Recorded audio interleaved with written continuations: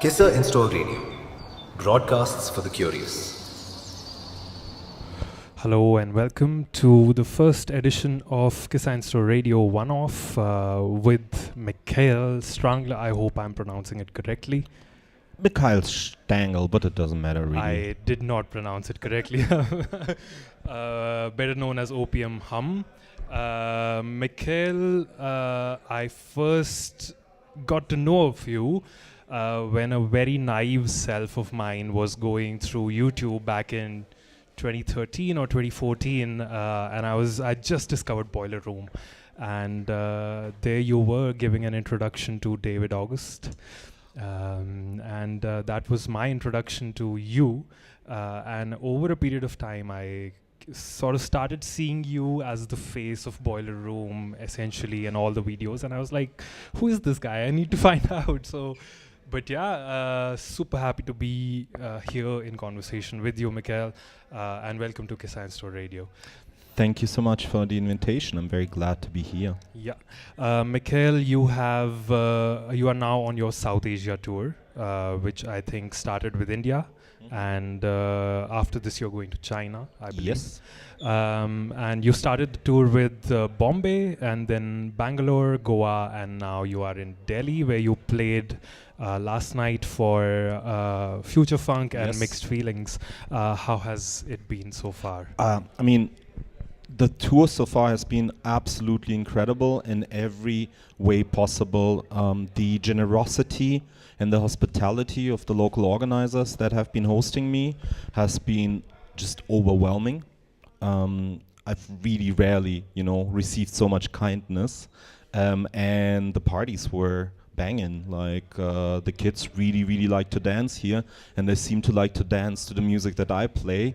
And as a DJ, there's really no better combination. Okay, nice. And what would you say, how has the Indian, you already said that the Indian audience was really receptive, but do you think it's a fair game to compare the Indian audience with, you've toured the world essentially now, how do you see the Indian audience receiving your music and the kind of music in comparison to the other worlds that you've traversed? One thing that I can definitely say is that the young people in India really, really like to dance, and they do not, hide their intention at all. Yeah. So the level of acceleration you see on the dance floor is just absolutely incredible. I can only compare it maybe to South America, Brazil, where people go in as much. Wow. And also one thing that also really, really gave me a lot of joy is, so I play a lot of kind of polyrhythmic music, a lot of stuff that is like percussive, not just straight forward to the floor. I'm not a techno DJ in a not at all really. I can, but I'm interested in other things. And it's absolutely incredible how particularly the Indian audience is really going with the drum beat, and even if the drum beat gets more complex, if it gets layered, if it's many things that would have overwhelmed or alienated other audiences, particularly in Berlin, here anything goes, and that's also fantastic. That's good to know, and I think that also comes from our very early association with polyrhythmic music. I feel like, back in school we had this weird prayer which was in a 7x4 sort of meter, and I was just like, later when I was going through my percussive sort of curriculum, I sort of got to know how complex rhythms are very early on introduced to us as the Indian audience. But that's great to know. Michail, how, this is a question which comes from my own personal observation of your practice, but you're not just a practitioner, you're not just a DJ, I would say. You are, in my opinion, you are somebody who builds and sustains cultural infrastructures around electronic dance music. How accurate am I in my reading? To be honest, I would love on one hand to be just a DJ, but I don't think I'd be able to be just a DJ, just because what I do, what I get engaged with is such a all-encompassing project, that touches on every aspect of dance music culture as a political space, as a social space, as a utopian space, and therefore, just to fulfill the role of the DJ would not really do justice to my interest to that.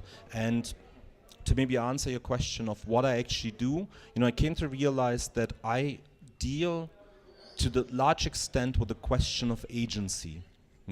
I think that anything that I do is an attempt to provide artists or the audiences or anyone really involved, embedded into these spaces that I frequent, that I try to build, to allow them to kind of reclaim or claim agency. And I mean with agency really, on one hand, as a political category, so, the performative space as, to create meaning, to kind of claim space, to like experiment, but also all the platforms that I've built over the years, I've been involved with over the years, they are also a way to claim that space and to, claim agency on behalf of yourself or of whatever community, you on behalf of which community you speak. So I think that is what interests me the most, and ultimately, I've been kind of oscillating towards projects that allow to do that at a certain scale. It's really, really important to do this in your immediate environment, to do something for your immediate community, do small, things that have an immediate impact. But I found myself, I think, capable or hyperactive enough to do this in ways that it allows many people worldwide to kind of participate in that. So yeah, agency is what I think I'm most interested in. So I think the cultural infrastructures that I'm talking about they are just the byproduct of this association or this idea that you have of agency, of understanding agency and working with it in that sense. I mean, ultimately, so it's fine. I mean, obviously, you came across my work on YouTube because, as much as I would want or not, this is something that I will never be able to erase from my history. After all, I hosted, I don't know, thousands of artists on Boiler Room for well over a decade. And that is ultimately, my interest in the format initially when 2010, I became acquainted with it and reached out to Boiler Room for the first time, like very early on in its history. My interest in that really was sparked by the possibility of creating a continuous archive of culture while it was happening, in the spaces it was happening in, and under the participation of the people that were making it happen. So really, as I mentioned in our pre-conversation, I have like I studied sociology with a focus on media archaeology. So the internet as an archive, and I mean, these days this sounds like the most stupid thing to say, but in 2010, YouTube had only started very recently. Facebook didn't even have a like button, I believe, at that time, which, like some fundamental technologies that really changed everything about how we engage with society and culture.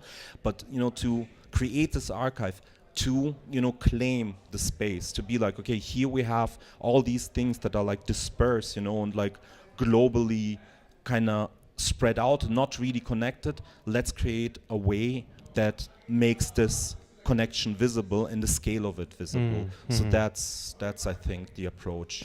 That's really interesting also, because I mean, it's funny that you bring this up, because when we were setting up this radio, and we'll get to the question of radios later, but when we were setting up this radio, two things we decided. One was to go live because we are a radio, not to record things and then put them up on the archive later. And the second thing we thought, it wasn't really a thought. It was just like, we have to do a video recording, because the cultural capital of electronic music is now increasingly associated with with putting a camera on the DJ, and I feel like I'm sorry. Well. But not to sort of point any fingers, but this is just something that you can say a shift that has happened since the early days, or since the first 5 years of YouTube, I would say, especially, which corresponded to this idea of Boiler Room. But then also there are folks who compare, and not just to Box Boiler Room also, because since then there has been this sort of ever increasing spread of platforms who have taken up this format, which some folks claim that it has changed clubbing. Do you think that is? I mean, you know, like, so you also made the point about infrastructure, you know, and I do think that a lot of healthy subculture and kind of alternative culture always comes down to community-owned infrastructure. I find that the communities that have shared infrastructure are the ones that are doing the best, you know, versus communities that have some sort of internal, you know, fight for resources. So to set up these communal infrastructures, that was ultimately the intent. Now that, you know, late stage capitalism and the way that media, particularly short form media, has developed, you know, this is something that I don't think you could have really envisioned until maybe 2018 or so, you know. So until that point, of course, the interest was, how do we create a blueprint? You know, for me, it was really interested, and, you know, like, not to talk too much about Boiler Room because I've moved on from Boiler Room, but, you know, like, even in its early stage, it had originally suggested that it would be made a artists and workers cooperative, because in my opinion, it was, you know, it was infrastructure really, and it was not supposed to be a media company. It was supposed to be a media network that benefits, you know, global electronic music culture. So ultimately that project failed in one way or the other, and then on top of that we have, you know, the emergence of short form media, you know, that of course has changed not only club culture, it's changed, you know, tourism, it changed gastronomy, it changed really everything, political discourse. So I think that to say, you know, like, to say, okay, these broadcast formats changed club culture is unfair, given the fact how the media environment changed all of society, you know. That's interesting. Yeah, but ultimately, yes, it also has created a certain, you know, like, every medium can be perverted into, you know, some sort of abomination. So whereas it was about, you know, how do we document culture, it, with the rise of influencer culture, it put the DJ into the center versus, you know, the organism that the DJ was embedded in, you know. And you can also trace the change from, if you look at, for example, Boiler Room shows that I executive produced, you know, what's on camera and what the focus is, and now, you know, the corporate version of it, which is really optimized for that 15-second reel, and everything else is absolutely secondary, you know. So yeah. And that's also our first association with, or the first impact, the way that we sort of consume these sort of new age, I don't know, newer contemporary Boiler Room videos is through that short form, and then sort of it evolves into something that, okay, I look forward to the premiere because I've already seen the 15-second reel on Instagram, TikTok, whatever. I mean, TikTok doesn't work here in India, but you get the gist. But that's great. That's good to know. Michail, you also have been working with this sort of initiative called Hyper Reel. I mean, it's a collective of which I'm the only member. That's a fair way to put it. Like, the collective of Antariksh Records, of which I'm the only member. So I get where you're coming from. But this... So, I mean, super brief, because Hyperreal is... it started originally 11 years ago when I really got bored of doing parties at Berghain, which is something that can happen. Yeah. And I wanted just to reset what I was doing in with a party, doing it more experimental, kind of more small scale, a bit more, you know, focused on the dance floor and at the people in the room versus, you know, what Berghain was becoming at that time. And that party then turned into a weekly Friday night radio show on national FM radio, you know, called Hyperreal Radio. Yeah. And that unfortunately ended during the pandemic. And to continue, I actually met somebody yesterday who told me that he was in his teenage bedroom listening, because I was hosting the show so in English, he was listening from, you know, from Delhi to a German radio show and exploring, you know, discovering a lot of music. So to continue that, I turned it into an online community, which is a Telegram channel, Instagram channel, and, you know, like many thousand people worldwide that get a daily music recommendation from me, and I hope to expand it into something a little bit really more community driven, but there's only so much time, and I tend to have more hobbies than time. That's fair. But over here, I also had this sort of question that there is this. You felt the need to do this sort of an alternative curation, if I may call it. But then it is. I mean, at least this is what I feel when I sort of come up with an idea or or an initiative, is that the alternative forms of curation are also they're pouring back into a market which is a market, right? And the market is subject to these sort of forces of how the capital moves or how the logistical sort of barriers are set in place, and we have to sort of navigate through that maze of whatever late stage capitalist culture emerges out of.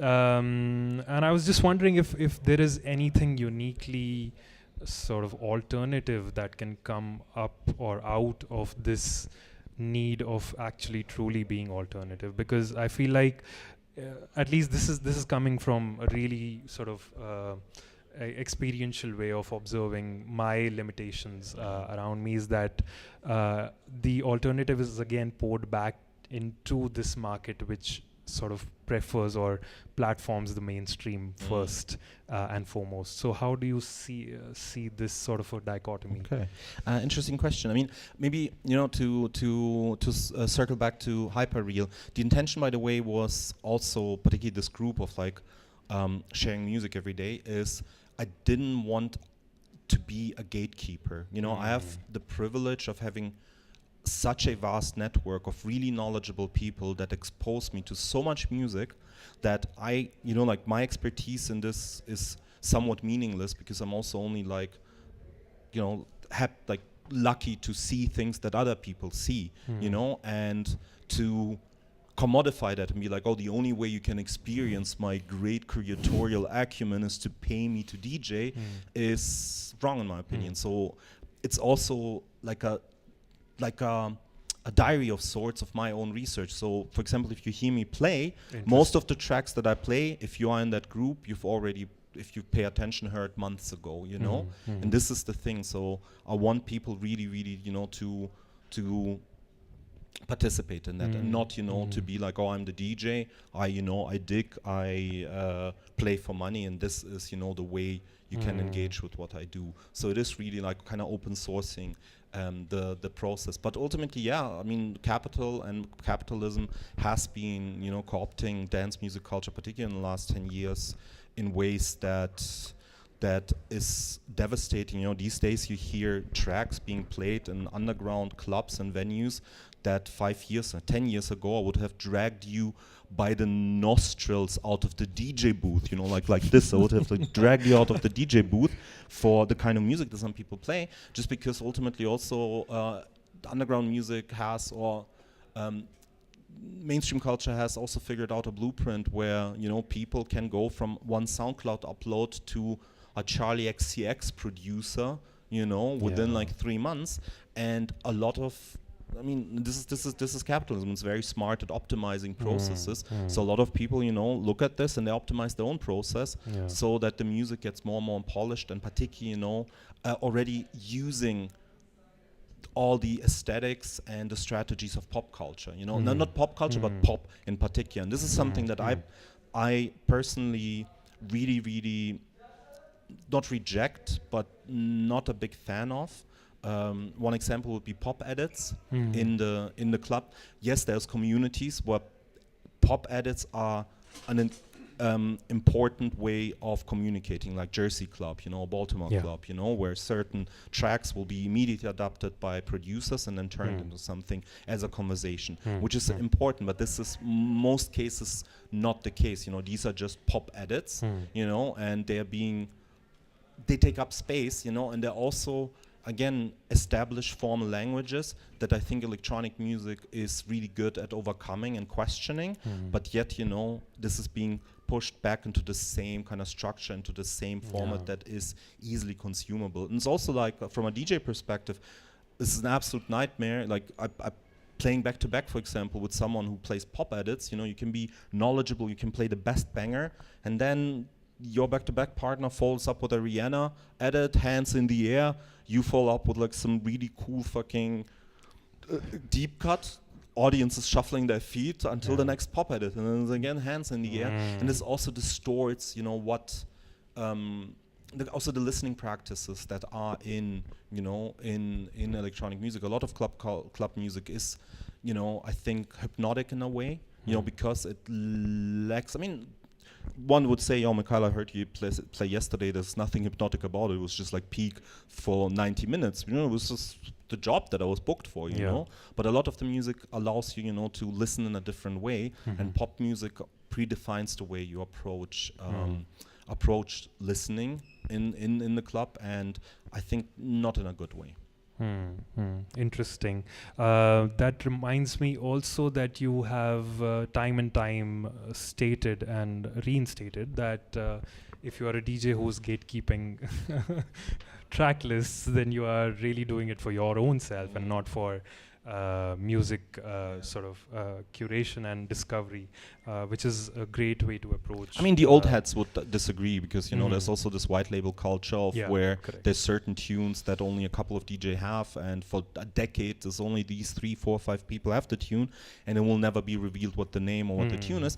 It's of course, you know, there's exceptions to the rule, you know, like I will not argue with the VIP folder of a Mala or of a Khan, you know, dear friends of mine who just have tracks that are produced exclusively for them, you know. But in general, it's and it's more, you know, it's more like a process-oriented criticism, because there's a lot of DJs who do all these radio sets, all these, you know, SoundCloud shows, and it's just like good housekeeping, you know. It's literally the bare minimum. It is the bare minimum that people should be doing, because else you produce kind of, I wouldn't say slop, but it's fairly easy, you know. You all you need to do is to press express on your software and you have a track list, you know.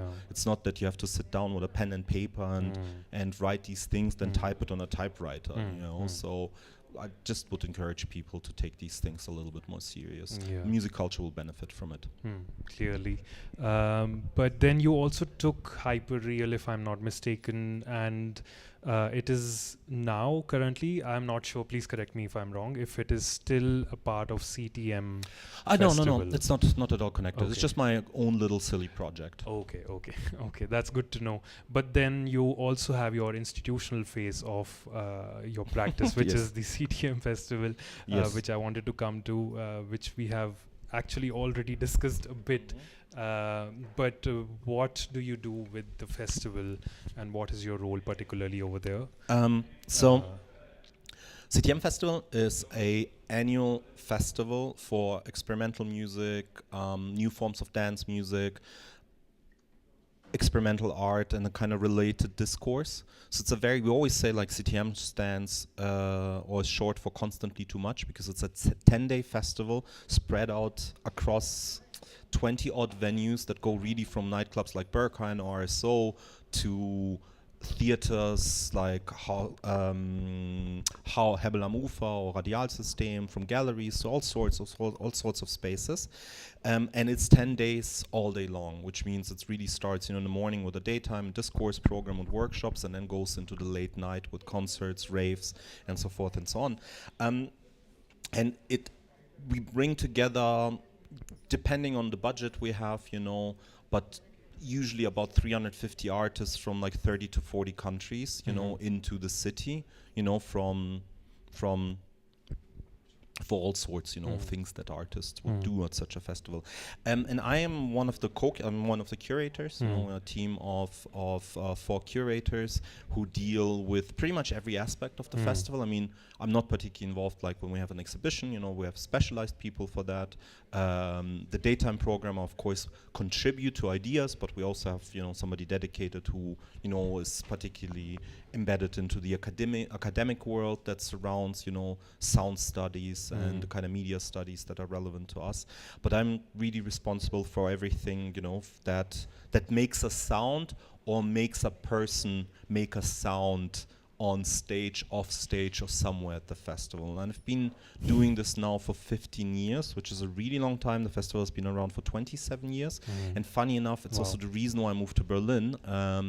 I saw when I was young a poster with all the breakcore artists that I liked at that time, and thought, if this is happening in Berlin, I have to move to Berlin. And I didn't know by then this was a CTM Festival event. So ultimately, that's what I did. But what's beautiful about being, a curator at a festival like CTM is that you really can engage with music culture in a level of depth and complexity that regular party programming will not allow you to, because the mindset is a different one. So we are a curated festival in a sense. So each year we come up with a lead topic, like a lead theme, and we try to find ways how all the things that we program correspond with the topic that we've chosen, which means that you really focus more on what is the story you want to tell versus what's hip and on the market and touring right now. So we go to great lengths and many inconveniences to kind of find the things that fit really our vision of culture in that year versus, just taking pitches from booking agencies or what have you. And also, CTM Festival grew really out of these self-organized and self-governed spaces. It was originally, I was not there when it started because I was too young, but it originally started as, finding a way how to create a platform for all the art forms that came out of the club that were not really taken serious on an institutional level. So the idea was hey, let's create our own, kind of showcase of what's happening, in visual arts and experimental music in the club. And over the years, we really established an institution of sorts ourselves, which became very good at using the, let's say, infrastructural privilege we have in Berlin, access to many spaces, to a healthy amount of funding, even though it's never enough and it's currently devastatingly complicated, but compared to the rest of the world, it's still a very good landscape. How can we, take that and redistribute it with all the other practitioners worldwide that do a similar work, which means that CTM is also an amalgamation of the work of many other people that we try to bring in, but also in a reciprocal way, which means this not just inviting people to play, but we engage in long-term collaborations, residencies, or just partnerships that are not abandoned after the curtain falls, but engage with certain areas very long. For example, Southeast Asia is a region that we've been very, very deeply engaged with for nearly 10 years now, maintaining a tight network of co-curators, but also helping to set up things, this is an exchange for us. What we do needs to be an exchange and not like a festival as something that sells a ticket. For us, it's an organism and really, an ecosystem. There's a longevity to it as well, an ever-evolving longevity, if I may. But that's great, and that also brings me to this the latest initiative of yours, which is also where my observation of you as a practitioner of cultural infrastructures comes in, is the Community Radio Index, which you have just launched about 3 weeks ago. 2 months, 1 month? No, 3 weeks ago. 4 weeks, 4 weeks max. So that is the latest initiative that you have worked on. I don't just want to ask you where did that come from. I want to tie it to your previous answer about agency. How do you see this new platform evolve or engage with this idea of working with agency? I mean, when talking about Community Radio Index, I need to give a shout out to my partner in crime, Robbie, who's done the job of actually building the platform. He's an incredibly gifted engineer who's been working for many years in community radio infrastructure. He's also involved with Hong Kong Community Radio. So shout out to him, because without him it would have remained a spreadsheet of radios, you know, and not just such a beautiful interface. I mean, ultimately, again, you know,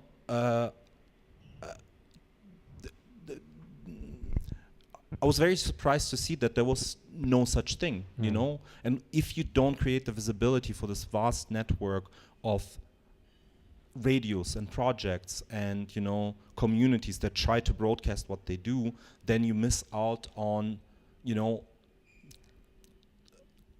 you miss out at claiming the space. You know, if there's no map, how can people identify the vastness of it? You know what I mean? And even I, you know, after the initial research where I thought, wow, there's so much more than, you know, I thought there is. And the moment we launched, we now, I think, have 3 times more stations in the index, you know. Wow. I don't know the newest figure. I would have to look on my phone how many stations we have now in the index, but I think we're now somewhere over 600. Oh my God, that's amazing. Worldwide in the most amazing spaces.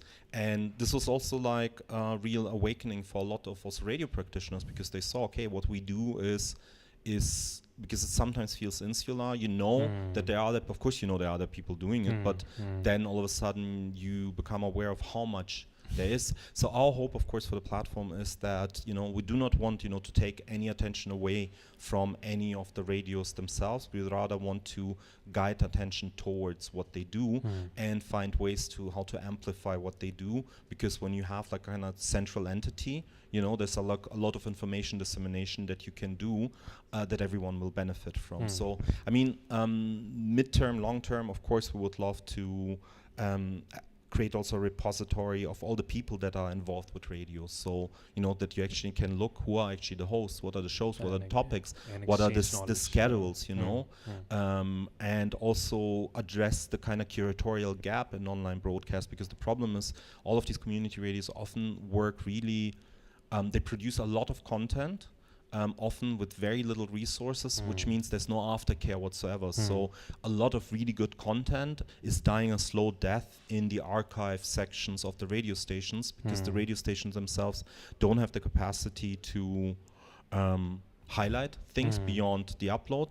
And the hosts usually have a very limited platform on their own, you know, so it's as if it never happened, you know, and that's not okay for me, you know, because I discover so often so many interesting things that inspire me, and I want other people to be able to discover them. So that's something we think about right now, and ultimately I hope we find an institutional partner that allows us to run a community radio incubator of sorts, because we've been also already approached by so many people from so many places where, and this is the thing, you know, like to set up a community radio can be either incredibly easy or incredibly hard, depending on what is like your geographical, you know, location and what is the infrastructure on the ground, you know, like here it's fairly easy to find a space like this and the equipment to start a radio, you know. There's quite a lot, you know, of places where the equipment doesn't exist and the spaces do not exist. So you need also, or the format is in itself is maybe not as relevant as it has been established right now. So you have to find ways, how can you, you know, how can you address that, you know, but also allow people to create these platforms that create visibility. So yeah, these are the things. But again, you know, more fucking, pardon my French, more time and more hobbies than really time, because Community Radio Index, I thought it's something that we launched and it'll be fun, and now it's been like basically a full-time job for like a couple of weeks, and it's cool, but I mean, you know, like we've also made 16 years in donations since we launched, you know, so at least, you know, we can buy ourselves a pizza when we when we celebrate the success. So we'll buy you a pizza after this show. But Michail, thank you so much. My last question to you before you launch your set. Do you have any advice to give to the 3 people who are listening to our radio and the 3 who are sitting here? I mean, this is you know, now you're cornering me, you know, in terms of what to advice to give. I mean, ultimately is to, you know, to just do, because the main defining difference that I found in my career to other people is that they don't. You know, like I think the only reasons why, you know, I had certain successes because I just did things, and particularly did things without being not being afraid of failure, but whenever I start something, I don't know if I will succeed or what the road is. I just have a hunch, that there might be a direction, and to lose that inhibition, that fear of failing, is a superpower. And so that's what I can recommend to people. Just do things, and things will blossom from there. And always do things in community. I've not achieved anything by myself ever in my life, so always find like-minded people and don't be afraid about sharing the success. There's enough of it for everyone. That's a beautiful thought to end this chat with. Thank you so much, Michail. Again, I am pronouncing it terribly, but ladies and gentlemen, Opium Hum for the next 1 hour on the KISSA In-Store Radio, brought to you live and direct out of the Veg Non-Veg Gurgaon store, curated by Antariksh Records. Michail, take it away. All right. KISSA In-Store Radio, broadcasts for the curious. Maybe a few introductory words about the set. So I have been very, very infatuated and interested and fascinated by grime, or gom as I will refer to it going forward, which is a South African dance music genre that started in the early 2010s in Durban in South Africa. And it is a genre that continues to evolve, continues to find new forms, and continues to blossom. It's very, very exciting, but also over the last few years, it created a lot of influence and reverberations and intersections with other electronic music, dance music genres. And I feel that it's not talked enough about its influence as it should. Like the way people talk about the influence of dubstep on pop music, on pop culture, the influence of footwork, on pop culture. And GOM has done that equally. And so I went into my collection of tracks and selected a series of tracks that in one way or the other cite GOM or use its formal language or certain sounds, without being specifically it, even though some tracks are also very, very pure GOM in its nature. So it will be quite a big spread of music going from Brazil to Indonesia, from Japan to China, to all over the world, and I do hope it will be enjoyable for you to listen to. So let's give it a try. Let's give it a try.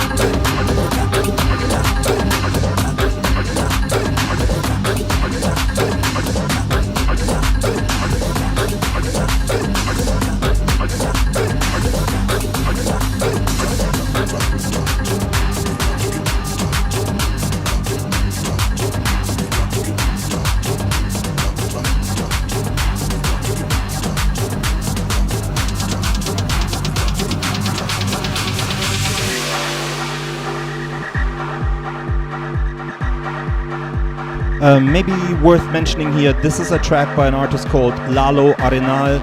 Comes out on Rampak G, a label out of Indonesia, of Yogyakarta, run by my friend San Jonas. It's not out yet, but there's this community of Indonesian artists that make some of the most craziest hybrid music there is, all centered around GOM. I'll play a few more of their tunes later. And before that was Purita Sasao by a producer out of New Jersey called Wilhelmina, originally from the Philippines, I believe. Also fantastic and talented young man.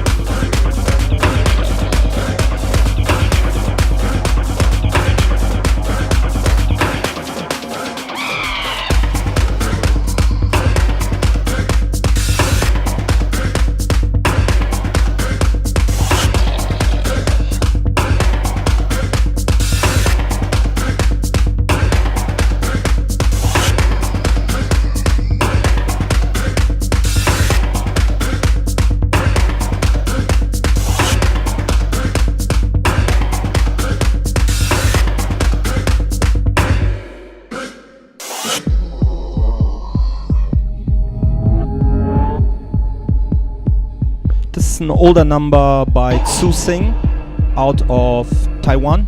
Came out on Pun Records, I think in 2018.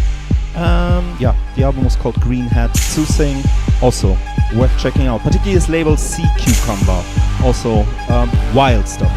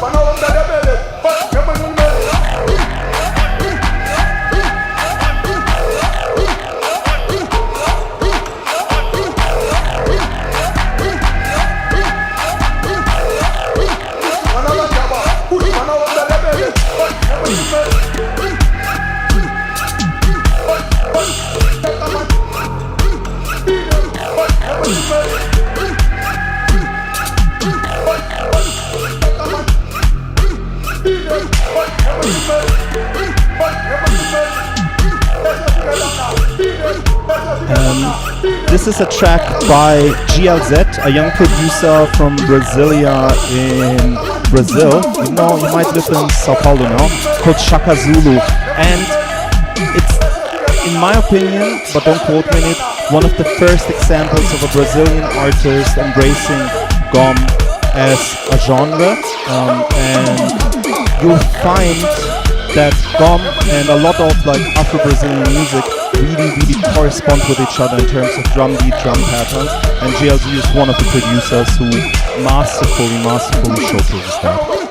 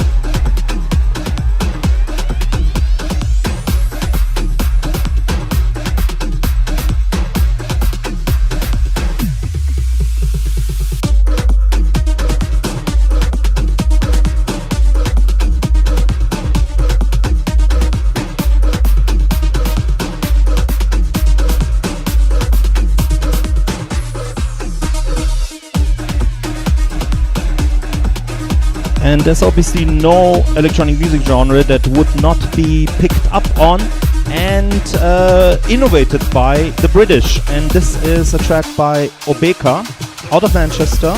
And leading into that is a kind of UK GOM collaboration with the man Scratcha Cloud, Scratcha DVA, showing that particularly in UK there's like an interesting hybridity of sound going on.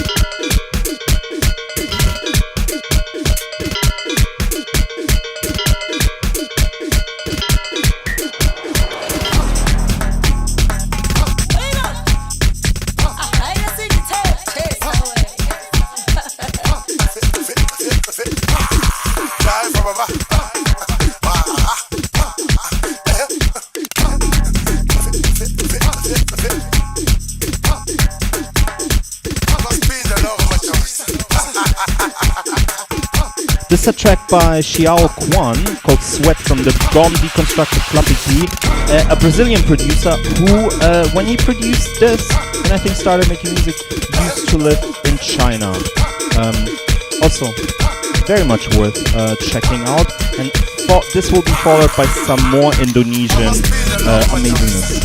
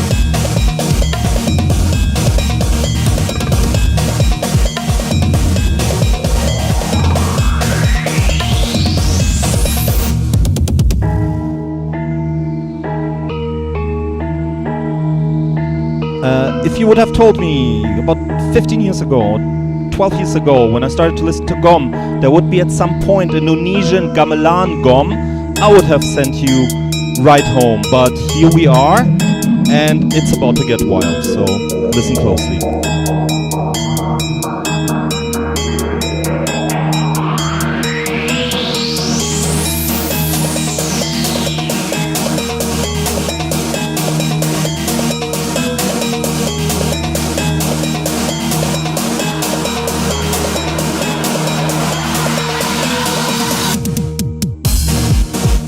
Check.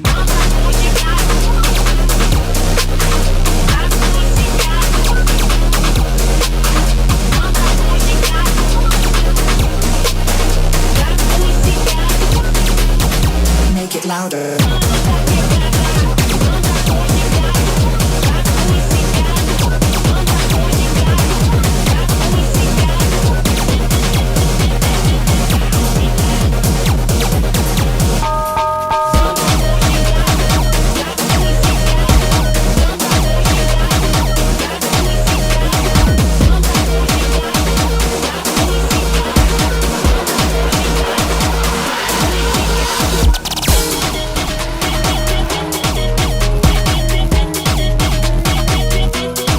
So to the question, how many genres can you fit into one track? Shakib from Yogyakarta said yes.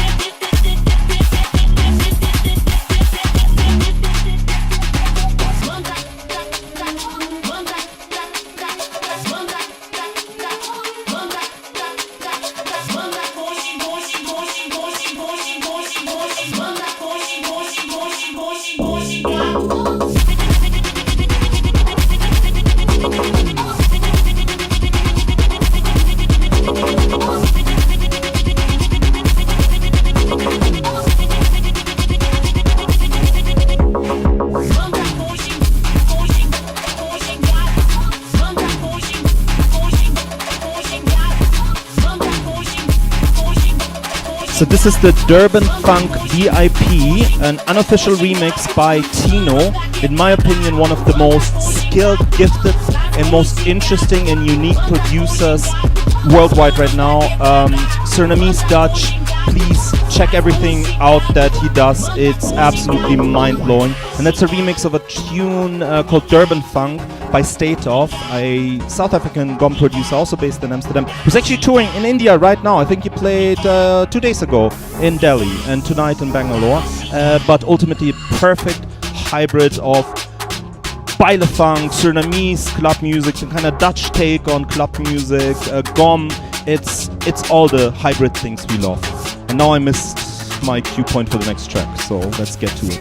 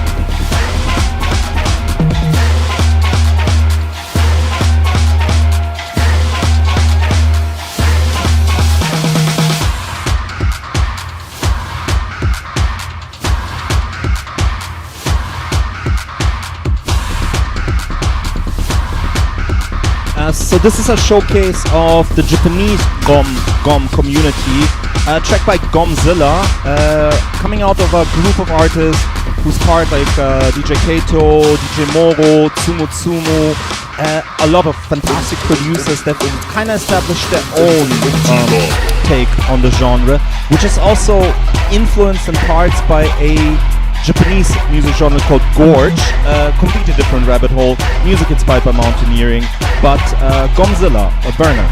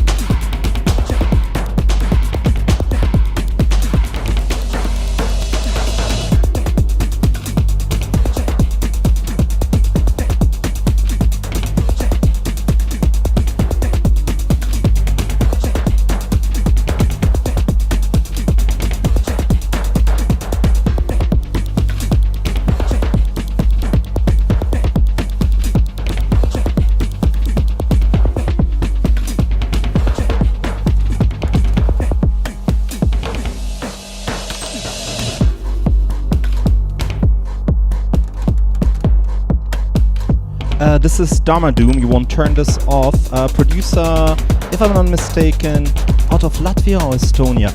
Definitely a part of a community collective called Shelter, and from their latest compilation. And now the next track is what happens when German drum and bass producers get onto the GOM tip.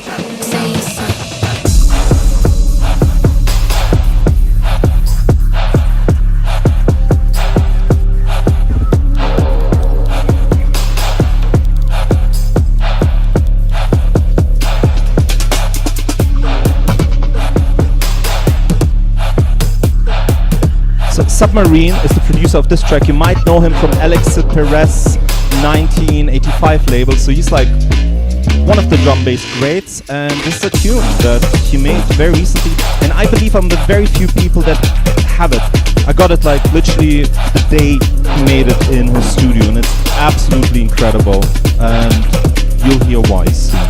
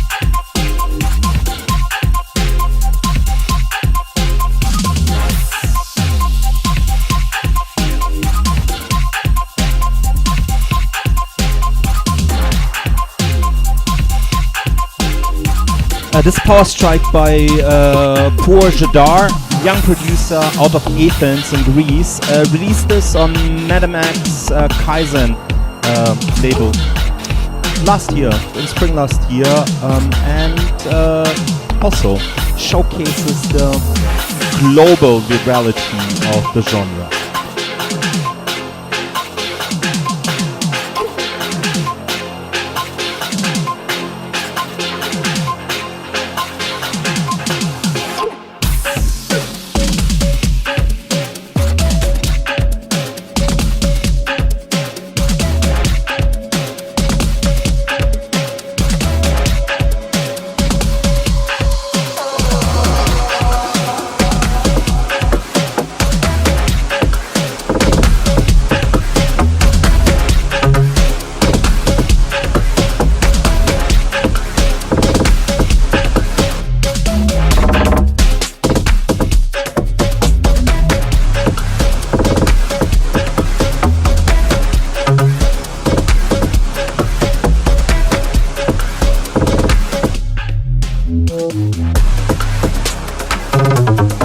One of my all-time favorite producers, Tsumo out of Tokyo. There's a few tracks that cover a particular niche interest of mine, which is the intersection of gom and drill. I think there's like 3 tracks in that genre, and this is one of the better ones, called Hollow.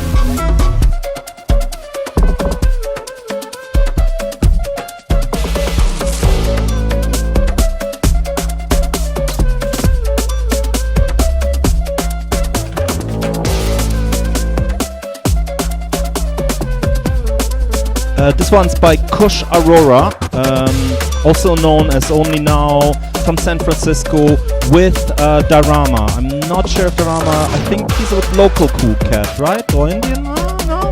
Oh, okay. I can't hear you, but the audience seems to know who Dharama is. Yes, one of the other 3 tracks that combine gom and drill and some flutes.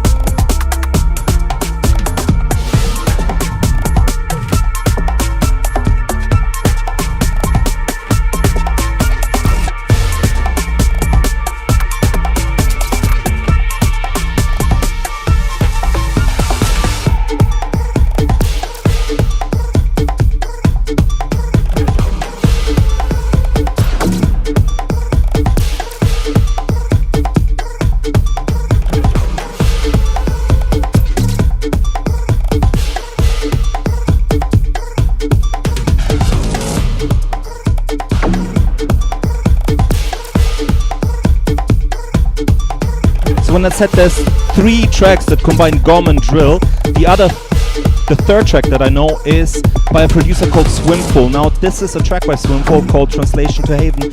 Came out on Subcult multiple years ago, and on that EP is that other gom drill hybrid, but I'm not gonna play it now, but check it out.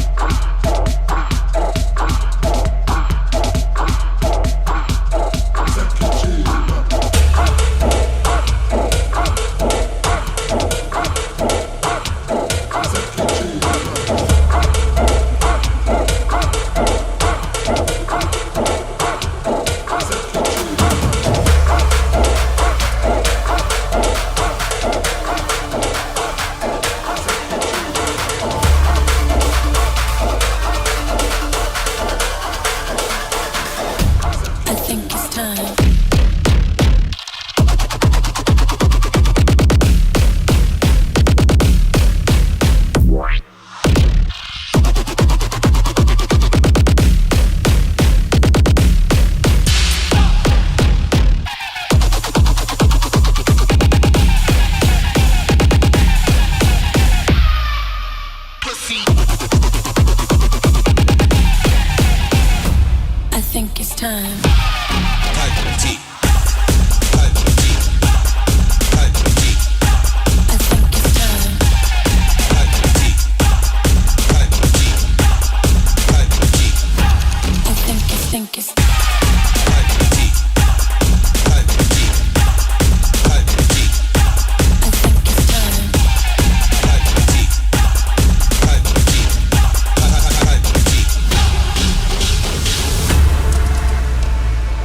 Okay, really quick. This was a Miss J remix of Big Tune by Half Off, which is Half Queen and State Off, and it basically brings in new metal, Vogue, ballroom, big room EDM, everything into one absolutely mind-blowing package. So yes, Miss J, incredible producer and remixer.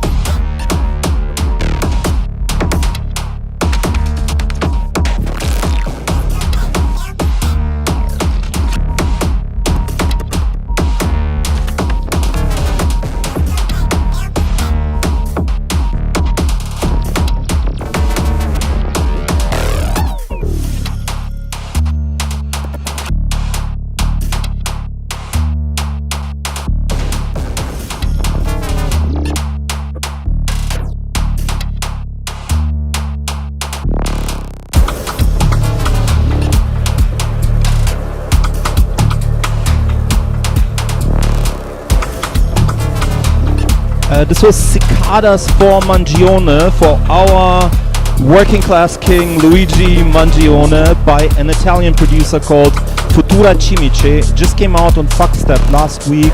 It's IDM drill, like IDM gom noise stuff, and this is Sonia Kaliko, the curator of Global Festival in Taiwan, with a fantastic track called Tiangbu VIP.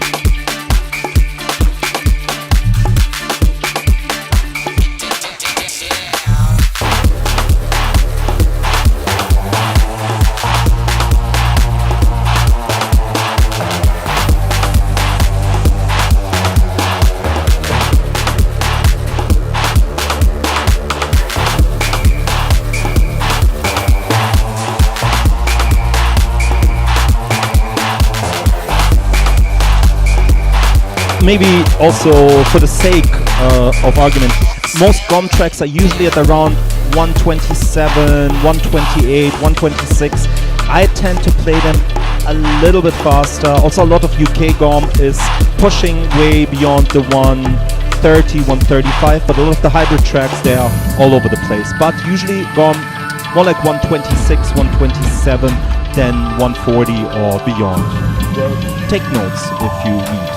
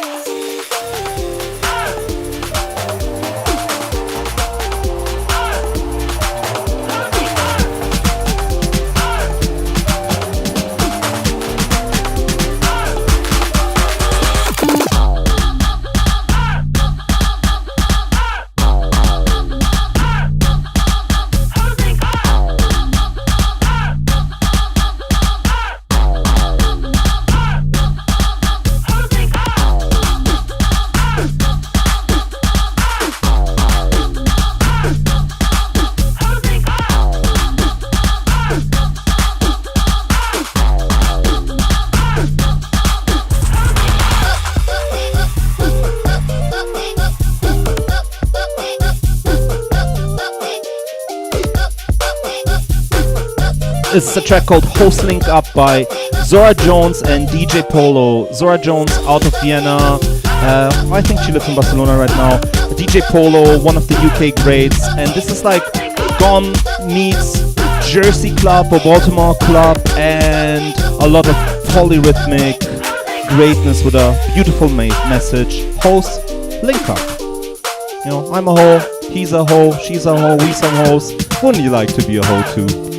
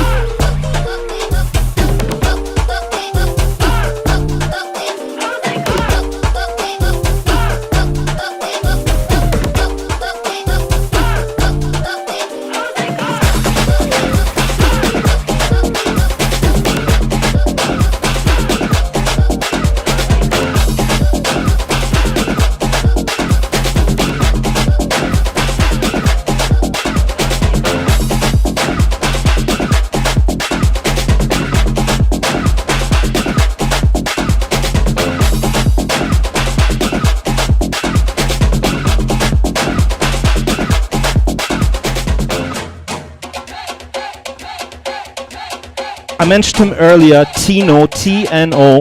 He released about half a year ago on his Bandcamp.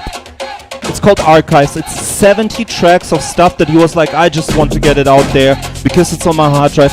There's more greatness in this throwaway release of his than most artists have in their whole career. So please check it out, because he's the master of these like pitched FM percussion elements that are so prevalent in GOM.